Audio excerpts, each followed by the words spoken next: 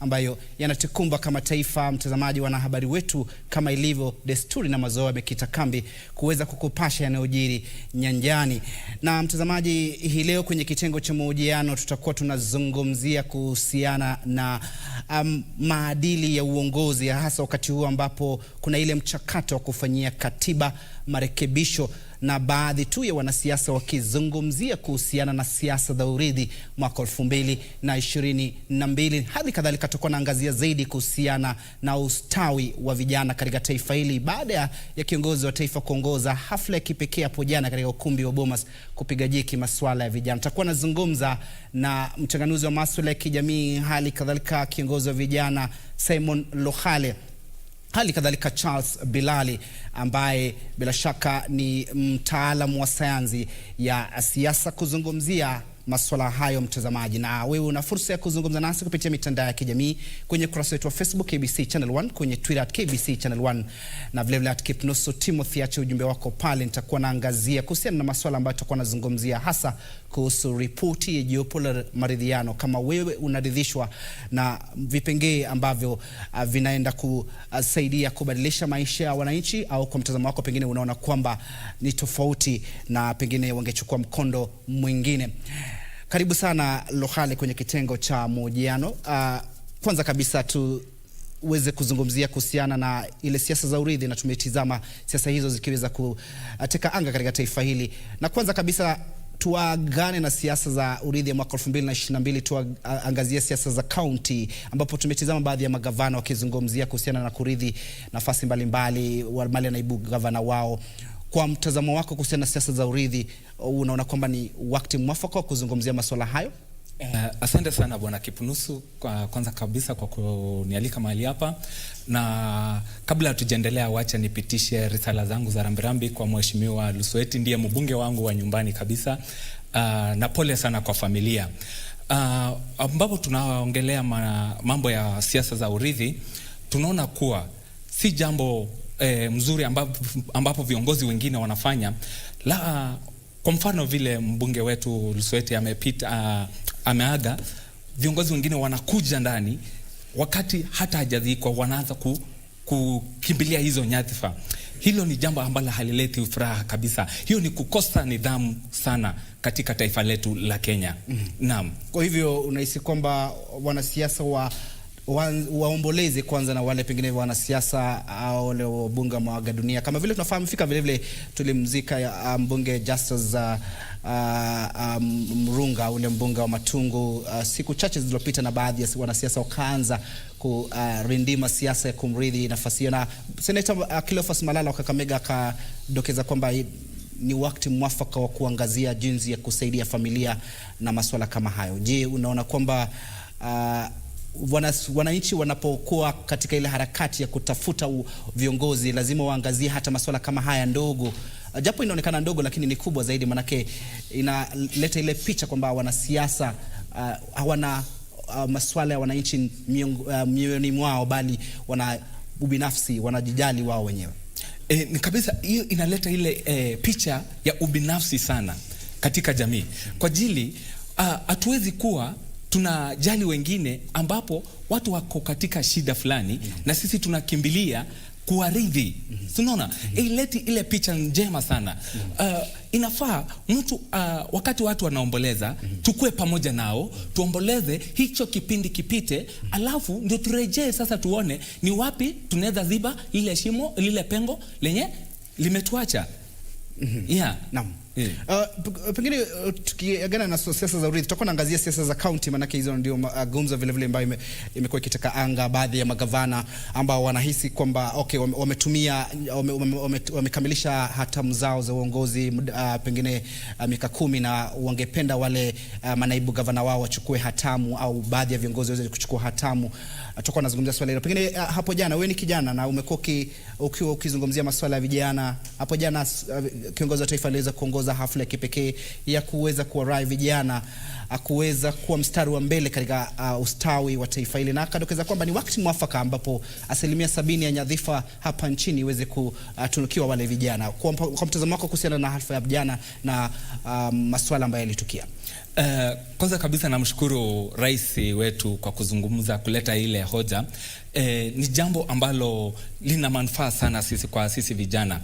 Kwa mara nyingi tunaona vijana ndio wanapewa kipaumbele kwa kuchagua viongozi, na wakati tunawachagua viongozi ili watusimamie kwa nyadhifa mbalimbali, wanaenda wakitusahau. Sasa tukisema 70% irudi kwa vijana, sisi vijana wenyewe tutakuwa tukipigania haki zetu na masuala zetu ambazo zinatuhusu sisi vijana. Sasa hilo pendekezo mimi naona lina manufaa sana kwa sisi vijana. Na pengine kwa sasa ni muhusishe mtaalamu wa sayansi ya siasa ambaye bila shaka vile vile amejaja hapa studioni, anafahamika kama Charles Bilali kama nilivyodokeza. Karibu sana Charles Bilali. Mtazamo wako kuhusiana na siasa za urithi, na kwanza tunafahamu fika kuna siasa ambazo zimeendelezwa na baadhi ya magavana kama vile kule gatuzi la Kwale, Salim Mvurya akipendekeza naibu gavana wake kuchukua hatamu za uongozi. Vile vile kuna Kakamega yule mwenyekiti wa baraza la magavana Wycliffe Ambeso Oparanya akimpendekeza naibu gavana wake Philip Kutima kuchukua hatamu za uongozi. Zungumzia kuhusiana na siasa hizi, kwa mtazamo wako ni siasa za manufaa katika taifa hili? Bwana Kipnusu, ni kweli siasa za uongozi ni lazima, ama siasa ambazo za chipuka, siasa na uongozi ni vitu tofauti. Kwa shauri kuna watu ambaye ni viongozi na kuna watu ambaye ni wanasiasa. Kwa ujumla kazi yao ni kufanya siasa bila kujali uongozi wa kizazi kile ambacho kinakuja. Na mara mingi sana nafikiri nitawakosoa Bwana Kipnusu na mwenzako kwa shauri. Mara nyingi sana, kwa mfano mtu akifa, kuna ile nafasi ya uongozi katika hilo jimbo, pengo inaachwa ama pengo limewacha. Mara nyingi sana watu ujitokelezea na kuwania ile nyadhifa mbalimbali. Kwa mfano kuna kweli wenzetu wa upande wa Western ambaye wamepoteza wenzao, na sisi pia tulikumbwa na hilo jangwa upande wa kaunti ya Kwale ambaye ni Msambweni. Sasa hivi kuna watu ambaye walijitokezea mbele. Lakini kabla nikukosee tu, kwa sababu manake nazungumzia kuhusiana na mtu anafariki leo na keshoe siasa zimeanza kurindimwa ya kurithi nafasi hiyo.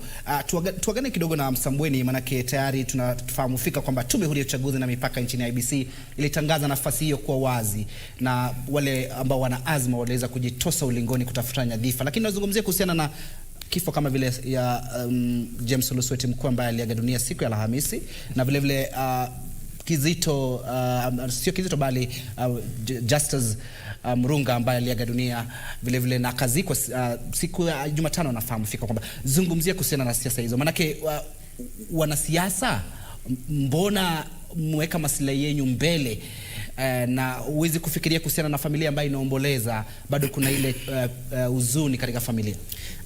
Bwana Kipnusu, hatuna pengo la uongozi. Ndiyo maana wale wanapoaga dunia hakuna pengo ambalo linawachwa.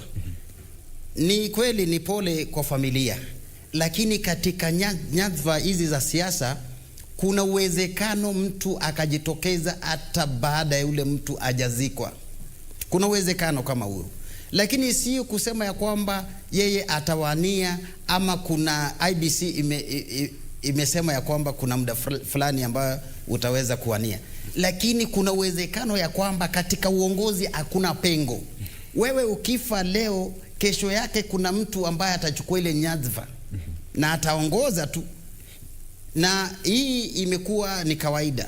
Kwa mfano kama pale umeniambia magharibi ni sawa, lakini pia pale Msambweni siku ambaye mheshimiwa wetu aliyeaga, siku hiyo wakiwa katika maombolezi, na wabunge wengi ambayo uliwaona walisema ya kwamba ni wakati wa kumpatia fulani wakampendekeza.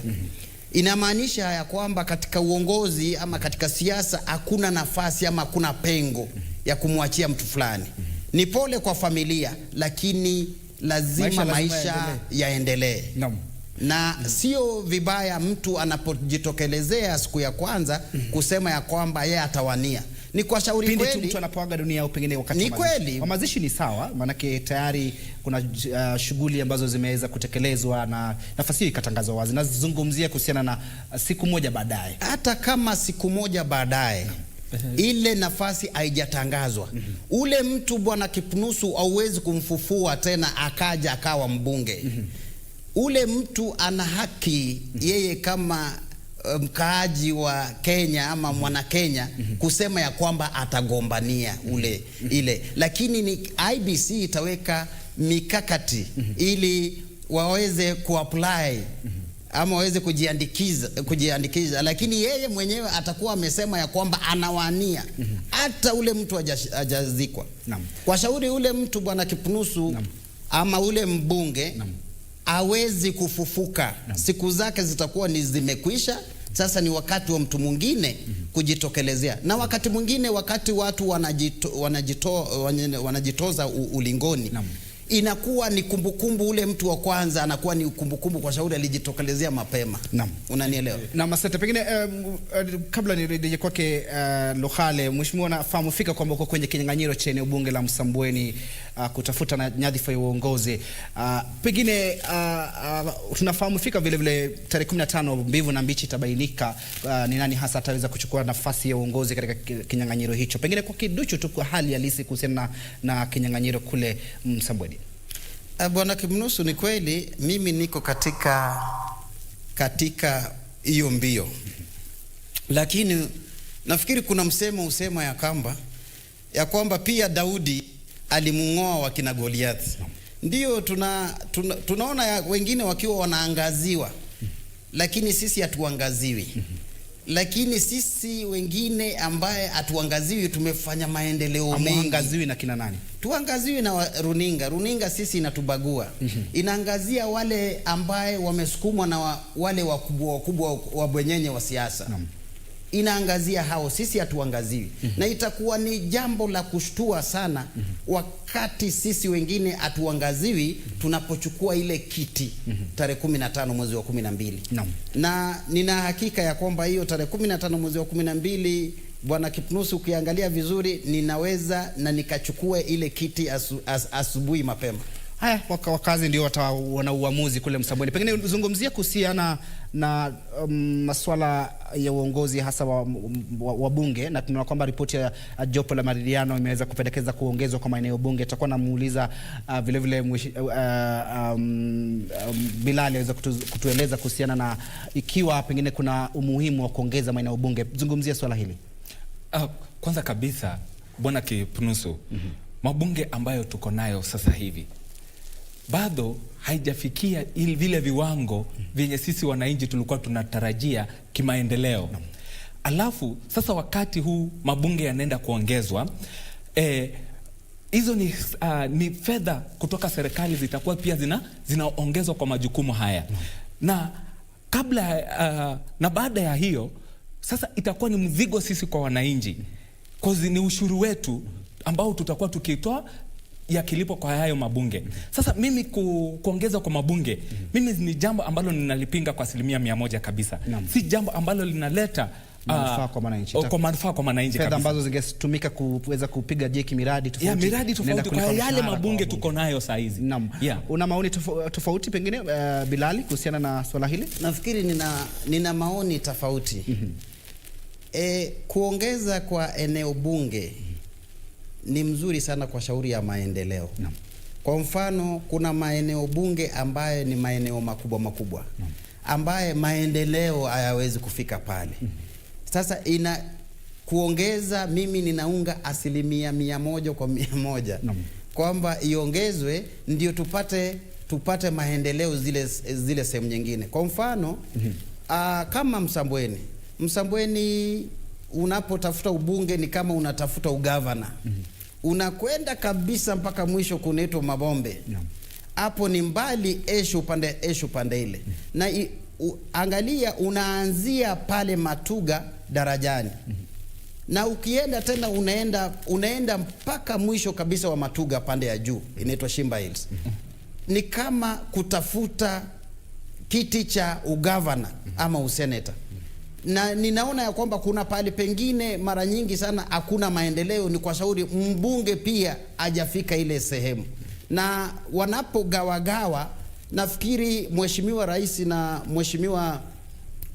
Mheshimiwa wetu ambaye ni mpendo wetu baba, waliamua wakaona ya kwamba hakuna pale pengine ambapo kuna maendeleo isipokuwa tu pale penye mbunge ametoka. Sasa ni njia mwafaka na njia mzuri sana, wakiongeza eneo bunge litaleta maendeleo, kutakuwa na CDF. Kumbuka ya kwamba bwana Kipnusu, wanapoongeza eneo bunge kuna kuwa CDF pia inaongezeka, na yule ambaye ni MCA pia anakuwa mahali pale.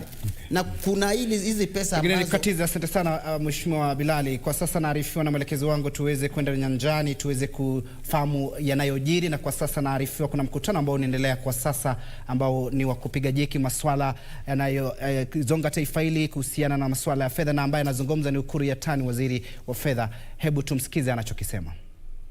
And how important this sector can be. 40% of our economy are contributed by this sector. In addition, the MSMEs cover a wide range of activities in almost all sectors of the economy, and therefore a major engine of inclusive growth and economic development and prosperity of any nation. Recognizing the critical role played by MSMEs in creating employment, the government has made deliberate efforts to re-engineer the growth and development of these enterprises as part of the Big Four agenda, mainly focusing on manufacturing, increased food security and nutrition, universal health care, and provision of affordable housing. And you can see the areas that are mentioned constitute the basic life necessities. When we talk of food, we talk of shelter, when we talk of dignity in terms of having jobs, they constitute the core elements of human necessity. Further, Kenya's development blueprint, Vision 2030, targets to create a vibrant and globally competitive financial sector that drives high levels of savings to finance the country's investment needs. The medium-term plan recognizes the need to facilitate an increase in productive investment initiatives to eliminate barriers to lending and investment by SMEs. Ladies and gentlemen, when the COVID-19 pandemic hit our country, we witnessed the resilience and innovativeness of our SMEs. The sector took the lead in manufacturing of hospital beds, face masks, ventilators, automatic washing machines, washing basins, not forgetting attempts to develop various mobile applications for tracing contacts of coronavirus patients. This is a clear indication that if this sector is well nurtured and harnessed, it can make significant contribution to the livelihood of many Kenyans. Of course, for those of us living in this country, you know, in every misery, there's also the counter opportunity. We've seen cases, the COVID economy, where many people have stepped in. When imports of critical inputs or equipment could not reach this country in good time, Kenyans went to the Juakali sector. They went to the SMEs to look for a substitute, and they are thriving and they are doing well, having income, jobs, and doing this economy the justice that it deserves. However, the COVID-19 pandemic has disproportionately impacted MSMEs, businesses, and lending institutions. With reduced turnover and disruptions in the market and supply chains, many MSMEs were and still are unlikely to attract affordable and quality credit under the traditional arrangements. Interventions are therefore necessary to cushion the impact of COVID-19 on MSMEs. Almost all sectors were affected. None has been spared. And it's the responsibility of government to look for appropriate interventions to support this sector, because supporting this sector is supporting over 70 to 80% of the economy.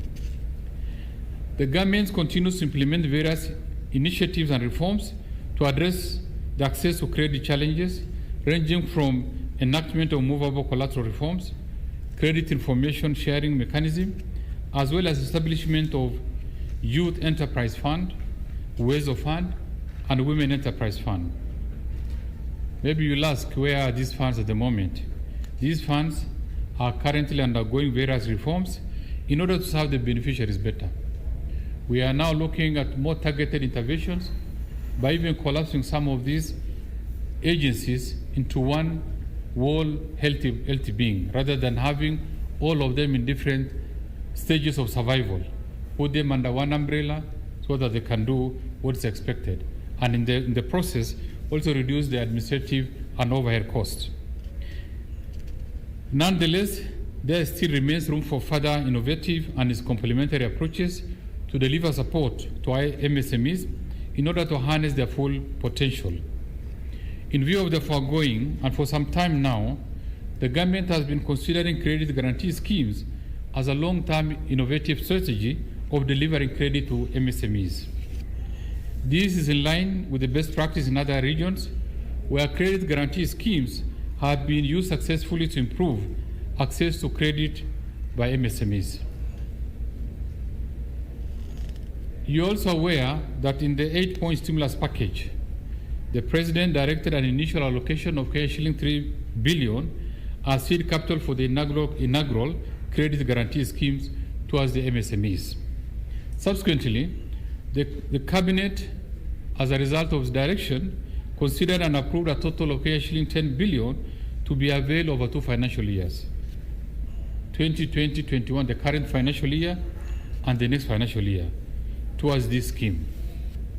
In this regard, I thank the National Assembly, among all other agencies that have participated in this process, for appropriating this initial sum of shilling 3 billion for the credit guarantee scheme, which is now ready and available to the banks, to ourselves, for now onward lending, and making sure that we de-risk this important segment of the economy. Following the presidential directive to establish the credit guarantee scheme for SMEs mid-last year, the National Treasury embarked on an all-inclusive process of fast-tracking its operationalization. I think we indicated all here, it's not been an easy journey. Getting banks here, and you are talking about either reducing their profit or giving them opportunity that, better opportunity to the MSMEs, when weighed against their risk, has not been a very easy engagement. It's been a very tough process of consultation, but I want to thank them immensely for accepting and working with us, because they have additional responsibility not only to make profit for their directors, but also to contribute to the economy and the well-being of our people. I want to thank them in a very special way.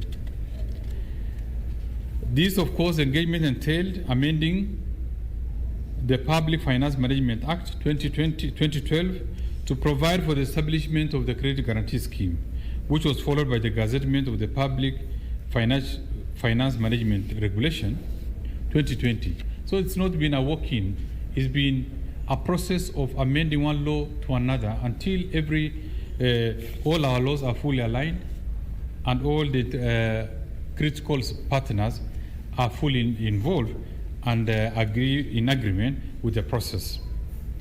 This additionally led to preparation of the operational manuals, appointment of the steering committee, as well as identification of the financial institutions through a competitive process. And I think that's why we have only 7 commercial banks here today.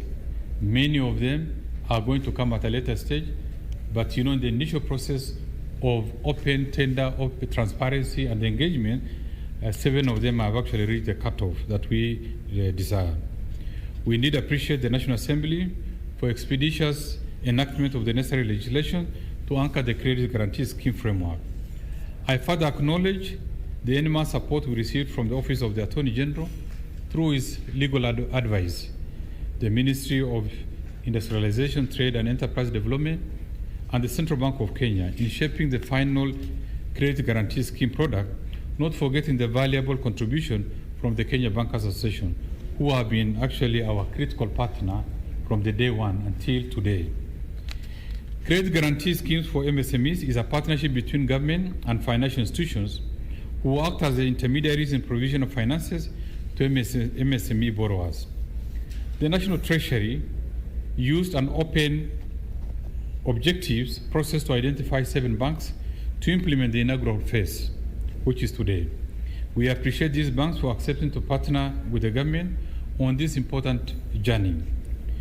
Given that this is not only the beginning of the journey, after banks, financial institutions other banks and financial institutions will be brought on board, including those commercial banks that are currently serving MSME sector, but not included in the initial phase. I know there are many other interventions, not as a result of this credit guarantee scheme. There are many players in this sector. But the fact that they are not here today does not mean that they have been excluded. This engagement is going to be an ongoing intervention, and banks and other financial institutions will be allowed to come on board at their own appropriate times. We look forward to closer collaboration and partnership with all, including development partners and all relevant agencies in the course of time.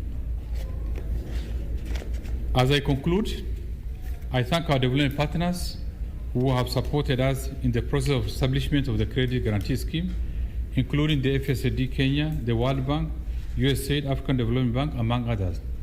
We are likely to attract more resources and more support from these agencies because we've been part and parcel of the process of engagement at all levels. It's also important to remind ourselves, including the commercial banks present here today, and all other stakeholders, that the success of the Credit Guarantee Scheme is dependent on the dedication of all parties, and I call upon all to play their roles as expected, including also avoiding the moral hazard which sometimes can creep in, of either conspiracy, of engagement that might not be very healthy to the success and the future of the scheme. I am sure that all parties will remain faithful to the process by the tenets that we've agreed among ourselves to live to it and make sure that this not only grow but expand to a level that has never been seen in any economy in the region. It's my hope that given the anxiety and the long period of waiting by the sector in accessing affordable financing, the participating financial institutions will now run with it and make sure that they start disbursing as from tomorrow, because the SMEs can no longer wait. They have waited long enough. Their expectations have been very high, and some may be because of the challenges they are currently undergoing, mainly as a result of the business disruption as a result of COVID. If you now start disbursing tomorrow, maybe we are likely to save more. Finally, let me commend the team and the National Treasury that have worked tirelessly to make the Credit Guarantee Scheme initiative become a reality. We also challenge the sector to rise up to the occasion, the SME sector to rise up to the occasion by accessing this facility and enabling their business not only to grow, but also to flourish. Because our intention is that we want them to not only expand, but triple the number of people employed in this sector. The area that the lifespan of this sector has been very short. I think we've been told by one of the speakers, but we want them to be graduate from where they are to higher businesses, to industrialize, to become manufacturers for the benefit of our general economy. Not only to grow, but also create wealth and better lives for themselves and for the rest of the Kenyans. Ladies and gentlemen, it's now my distinguished pleasure and privilege to declare the MSMEs Credit Guarantee Scheme Facility officially launched and ready for rollout. And at this stage, I want to call upon the Principal Secretary, the National Treasury, and the Chair of the Kenya Banks Association, Musa Ugara, to take their designated seat as now they sign the framework, the financial framework, and will be privileged to witness. Thank you all, and may God bless you.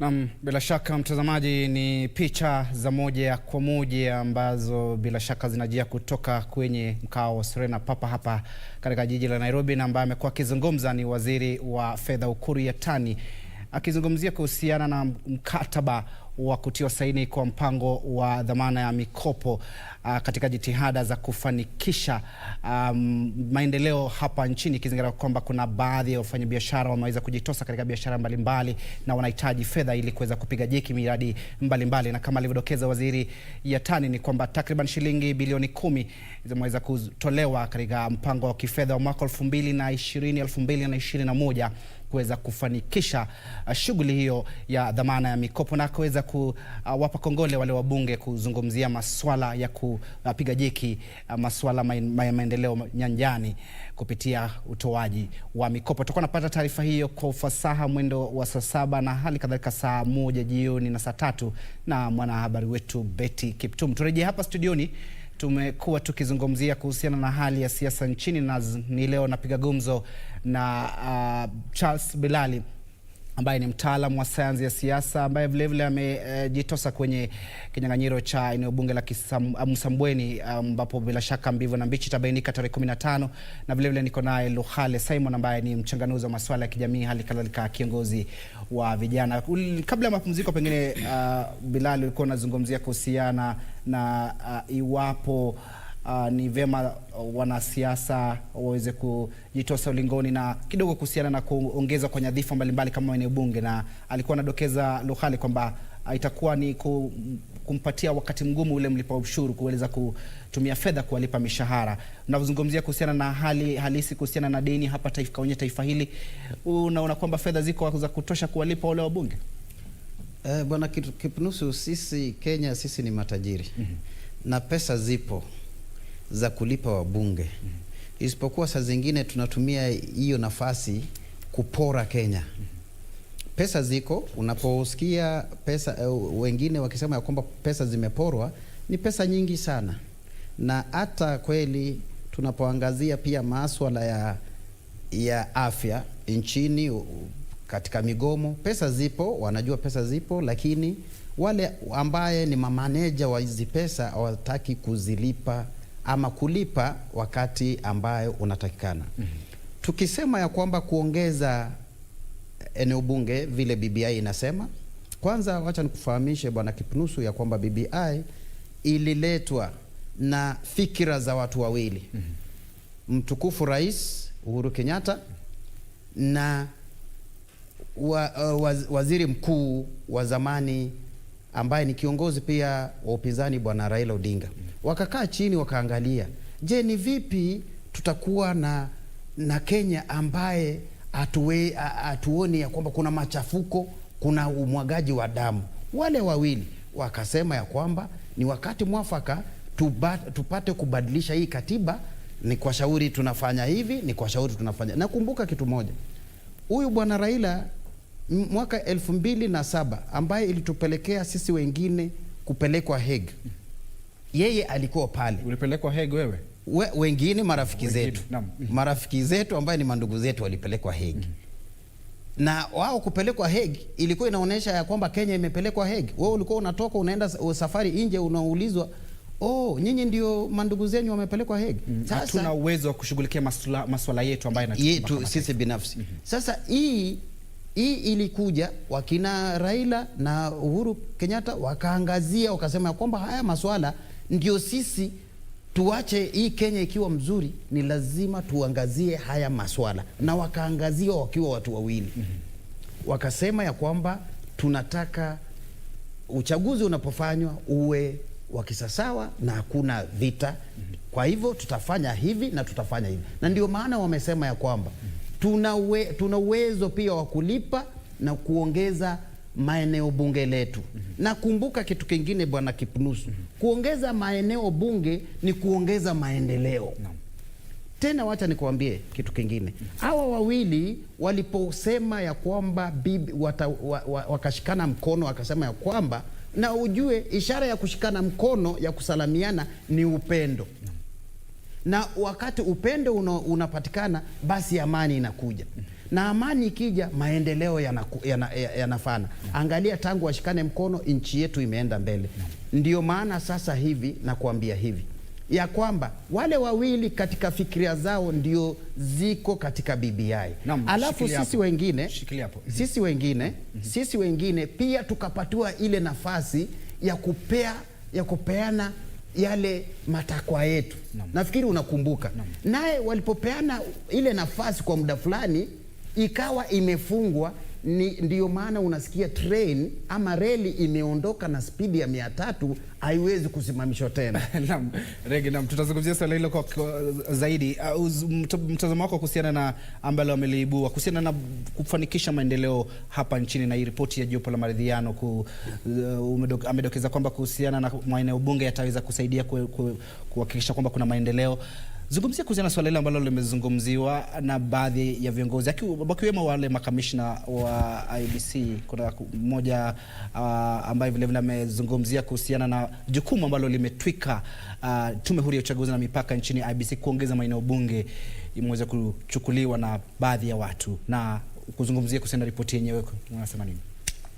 Mi kwanza kabisa nampinga mwenzangu kabisa kwa maeneo bunge kuongezwa. Wakati tunaposema maeneo bunge kuongezwa, kwanza kabisa yale mabunge yenye yamekuwa hayajafikia vile viwango ambavyo sisi wananchi tulikuwa tunatarajia. Mbona sasa tuongeze mzigo mwingine ambapo hawa 100% are we sure that it's going to bring some changes kwa wananchi? You see, ambapo mabunge ya kwanza hayajafanya vile tulikuwa tunatarajia. Alafu kwa BBI, swala BBI lenyewe, kuna hakuna umoja kwa viongozi wote wanaopendekeza BBI. Wanaenda kwa misimamo tofauti, alafu sisi wananchi tunabaki tukijiuliza ni yupi tutakayefuata na ni yupi tutamfuata. Unaona? Sasa hakuna umoja katika viongozi wetu. Naam. Kwa kawaida kama ni kufanyia marekebisho katiba, kuna wale ambao watapinga na wale ambao wataunga mkono, na ni wajibu wa mwananchi kuweza kupiga msasa, kusoma ripoti yenyewe. Pengine kwa misimamo yetu, tusiende kwa mapendekezo ya wanasiasa. Ni muhimu zaidi mwananchi kujisomea ili asiweze kufuata wanasiasa. Lakini kasumba ya miongoni mwa Wakenya ni kufuata wanasiasa. Wanataka wanasiasa wasomee na wanaamini sana wanasiasa. Pengine wewe ni mwanasiasa na vile mchanganuzi wa masuala ya kisiasa, kuhusiana na migawanyiko tofauti ambayo tumekuwa tukishuhudia kuhusiana na ripoti ya jopo la maridhiano. Tuzama kinara wa chama cha ODM Raila Odinga akirai naibu rais William Ruto kudokeza msimamo wake kuhusiana na ripoti yenyewe. Mirengo tofauti, pengine zungumzia swala hili na ile migawanyiko. Bwana Kipnusu, hakuna migawanyiko ambaye iko. Kuna migawanyiko tumeona wanasiasa wakivuta tofauti, mirengo wa tangatanga pamoja na kile. Angalia, nimewaambia na tena nitarudia ya kwamba sisi tulipatiwa nafasi ya kuchangia katika ile BBI. Tukapatiwa nafasi nzuri ambaye ingetosha sisi kuwakilisha matakwa yetu. Lakini wengine walipuuza ili waongoje wakati treni inapotoka, na hii treni sio ile treni ya kitambo. Hii ni treni ya Wachina, ile ambaye ni ya hali ya juu. Ambaye ikitoka inatoka na spidi ya 300 na haitasimamishwa. Wacha nikwambie ukweli, haitasimamishwa mpaka 2031 2032 ambapo tutaangalia kama kuna nafasi nyingine ya kufanya mabadiliko.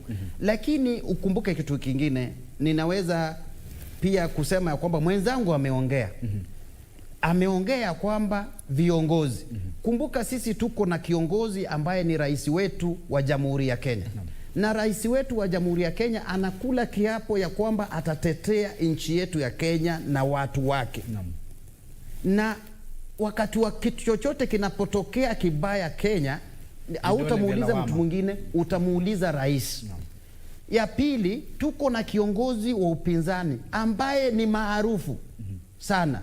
Yule kiongozi leo hii akisema ya kwamba kesho kutakuwa na mgomo pali fulani, ama kesho watu wasiende kazi, na kuambia yule kiongozi watu wote watamfuata. Ana ushawishi mkubwa. Hawa viongozi wawili waliketi chini wakaona ya kwamba Kenya yetu inaenda pabaya. Na ukumbuke tena kitu kingine, wacha niwarudishe katika historia kama mchanganuzi. Na pabaya, hapo ndio tunataka uweze kuweka bayana. Ni masuala yapi ambayo unayaona kwamba yatakuwa ya manufaa kutoka kwenye ripoti yenyewe ya jopo la maridhiano? Umezungumzia kuhusiana na wao kuja pamoja, na imekuwa ni vema zaidi kuzika kando tofauti zao za kisiasa kwa minajili ya mwananchi. Kwa mtazamo wako, masuala yapi ambayo yatakuwa ya manufaa kwa mwananchi kwenye ripoti hiyo? Masuala ni kwamba itaunganisha watu pamoja wote, na kuna watu wengine wanapeleka propaganda ya kwamba hawaweki ndani. Na ukumbuke katika Mwingereza usema ya kwamba politics is about interest. Kuna wengine wanataka interest zao zifanyike bila ya kuangazia mwananchi, na ndio maana wale vinara wetu wa Uhuru Kenyatta na Raila Odinga wamewapatia mgongo. Ni kwa shauri wanataka kuleta maswala ambaye ya watawapendekeza hao wenyewe. Mpaka leo hii wengine wamesema ya kwamba, na wananchi nafikiri wa Kenya mzima inatakana kujua, ukiona mtu anakuambia kwamba anaelekea Damascus, na tunajua ya kwamba katika Biblia Damascus ilielekea mtu mmoja wala sio watu wote. Sisi tunataka kuelekea Canaan ambaye tunaelekea sisi tukiwa wote. Damascus pale hatuwezi enda na hatuwezi kutoshea kwa shauri. Katika Biblia inasemekana ya kwamba mtu mmoja tu ndio alifika Damascus na sio wote. Sasa sisi nafikiri ni wakati mwafaka wa kupigia debe BBI.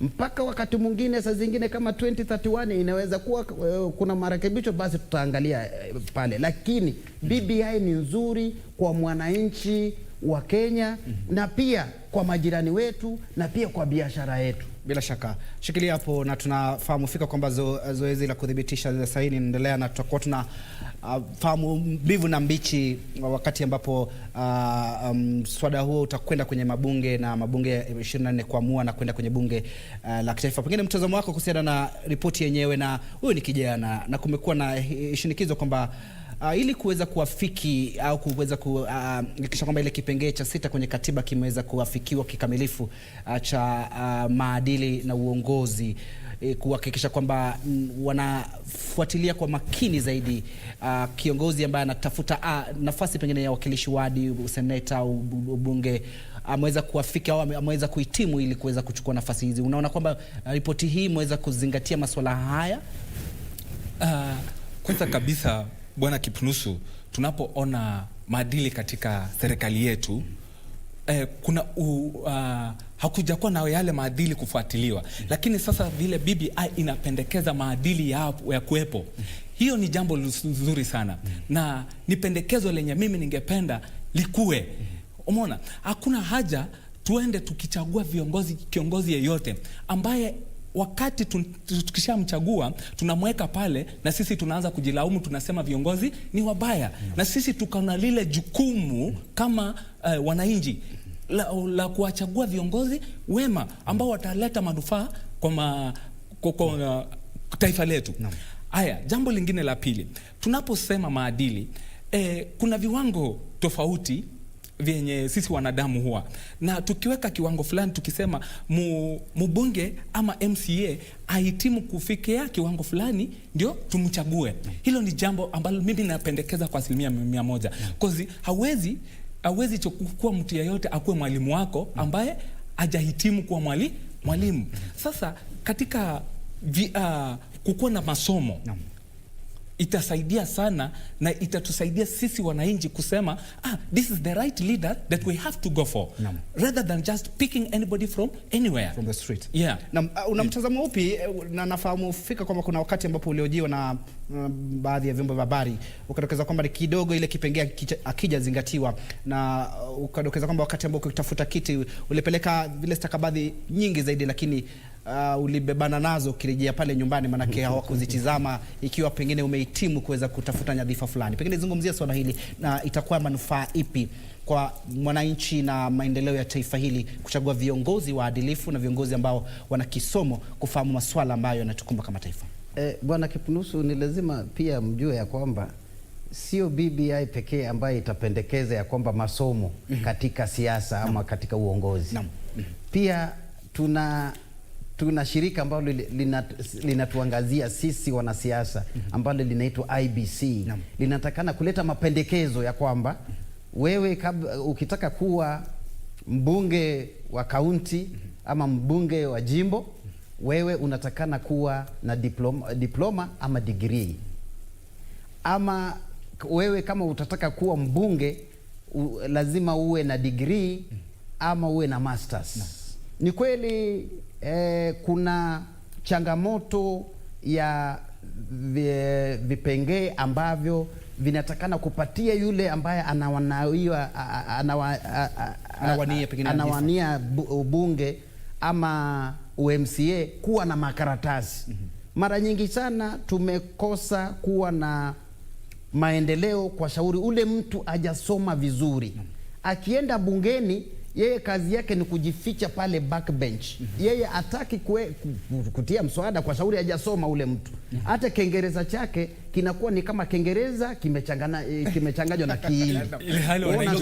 Ni kweli ninamuunga mkono mwenzangu ya kwamba ni wakati mwafaka IBC iangazie hiyo pengine. Mimi nilikwenda na makaratasi yangu pale ambapo tulipokuwa tunachukuliwa, na ikasemekana ya kwamba haya makaratasi kwa sasa hayahitajiki. Yale makaratasi yanatakana kuhitajika wakati ule ambaye wewe unawania. Bila shaka, asante sana. Sekunde pengine 10, neno lako la mwisho. Mi kwanza kabisa ningependa kushukuru sana kwa kuja mahali hapa, na ninataka vijana tujitokeze sana. Tukue kwa hii BBI sana, tutoe maoni yetu, tutoe mapendekezo yetu, na mapendekezo yetu yasikizwe, alafu yatimizwe. Asante. Yeah. Shukrani. Pengine neno lako la mwisho, na vile vile kuhusiana na kinyang'anyiro cha bunge la Kisambweni, tutarejea nini kwa sekunde 10? Mimi ningeomba watu kwa Msambweni wamchague kiongozi ambaye anafaa, ambaye ni msomi, ambaye atawasaidia, atainua uchumi, atatoa umaskini na ataendeza ile eneo bunge kwa njia mwafaka na njia ya upendo. Asante na mtazamaji, na hapo ndipo natia alama ya kikomo tamrini ya Channel 1. Lakini kabla ya kutamatisha, itakuwa vyema zaidi kuangazia jumbe kadhaa. James anasema anatizama kutoka Nakuru na anafurahia mazungumzo, anampa kongole. Anasema Lohale pamoja na mheshimiwa Bilali kwa mazungumzo mazuri. Asante. Kuna ambaye anatizama kutoka kaunti ya Kisumu, Omondi, asante. Na vile kwenye kaunti ya Trans Nzoia anasema Wafula natizama, kipindi ni nzuri zaidi. Ni jumbe zenu mtazamaji, sitaangazia zote manake mwelekezi ananiarifu kwamba ni wakati mwafaka wa mie kung'atuka studioni. Asante sana kwa kutizama kwa niaba ya kikosi kizima ambacho kimeweza kufanikisha, na asema tukutane tena hapo kesho. Wapambe wangu wamekuwa Charles Bilali, mtaalamu wa sayansi ya siasa, ambaye vile vile ni mmoja ambaye amejitosa kwenye kinyang'anyiro cha bunge la Msambweni kunradhi, na vile vile niko naye Lohale Simon ambaye amekuwa kiongozi wa vijana na vile vile ni mtaalamu wa masuala ya kijamii. Usukani kwa sasa na uacha kwake mwenzangu ambaye alinipisha Bento Enjoy ya kufahamisha eneo jiri. Naitwa Timothy Kipnusu, mfasiri wa lugha ya ishara amekuwa ni Simon Karodha, na kutakia adhuhuri angavu. Kwaheri.